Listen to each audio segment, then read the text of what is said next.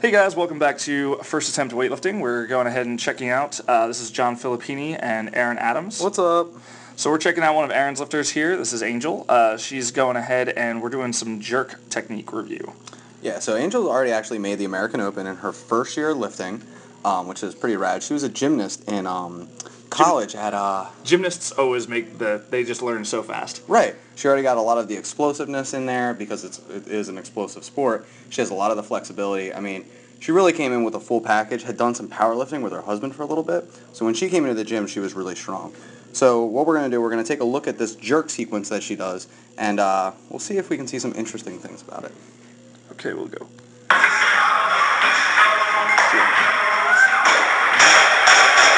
All right, back into it.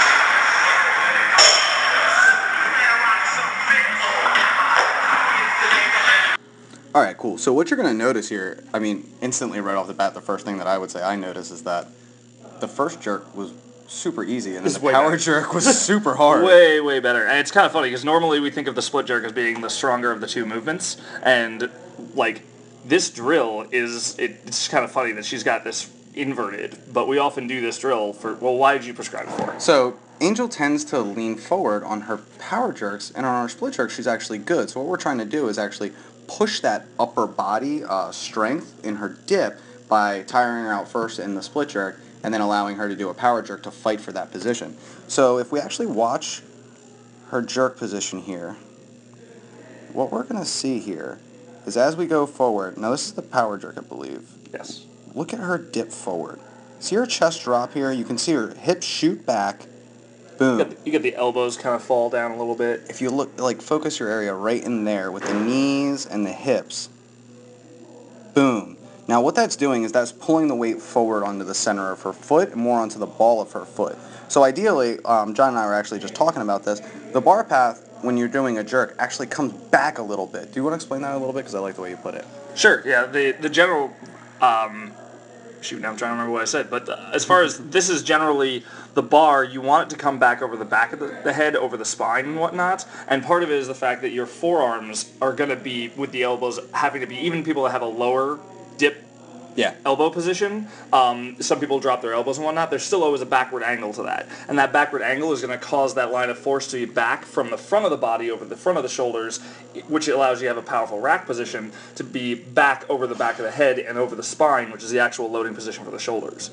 Right, so what we'll see is that now when she pushes the bar from that position, it ends up being out in front. And you could see the bar like right there. She's trying to squeeze through. You know. And it's funny because the first thing, like, you might notice, like, at first glance of this, is the fact that, yeah, she obviously, like, she's slow, she presses out the bar or whatever, but that's not the cause. That's not the first thing that happens. It's the effect of the fact that the bar is in front. Right. Most people, when the bar is just a little in front of the anterior part of the shoulder, that's not as stable of a position, so they'll be trying to slow down a little bit and trying to control it a little bit more, rather than be able to trust the security of the back of their shoulder. Right. Now, if we scroll to the actual first lift, which is her split jerk, I mean, we're sitting here looking at this thing trying to find a whole bunch wrong with it, and there really wasn't a whole lot. I mean, you can see on her dip, much better, much straighter torso. Look at that.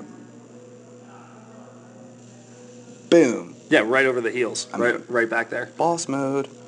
So she can hold that position here. I'm wondering, what is it? And this is like kind of my own little inner thoughts, but why is it the power jerk that happens and not the split jerk? I have to say this is definitely backwards from a lot of things, because normally I use the power jerk as a reminder to not dive through like a lot of people do with the split jerk. In her case, she seems just way more comfortable in this split foot position with one foot forward, 1 foot back. Is there maybe some concern in how is she with overhead squats? Is she sometimes nervous with those? Yeah, snatch balances are hilarious to watch. Yeah, so actually. I'm betting that squat position is just something that's a little bit more challenging to her, so she's more secure in the split position, so she's a little more comfortable and confident keeping an upright position, putting it back over her body when she knows she's not going to be going into that kind of challenge position for her. Yeah, and you can actually see the bar here, what we were talking about earlier, the bar shooting back a little bit right there.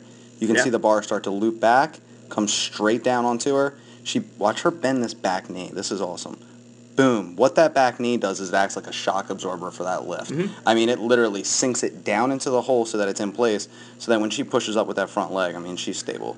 And of course, she's pushing straight up on the bar instead of driving the bar back behind her or anything. Yep. That's the purpose of that front foot going first. So this is really cool to see how sometimes like a position that you would normally think like, oh, they'll probably have more trouble with the split jerk rather than the power jerk is not the case. And you'll see this a lot of times with athletes. They'll have a super strong jerk position and then their overhead squat is garbage. And it's like, oh, well, what does that mean? Yeah. So this is a really cool way to complex stuff together to kind of see what's going on.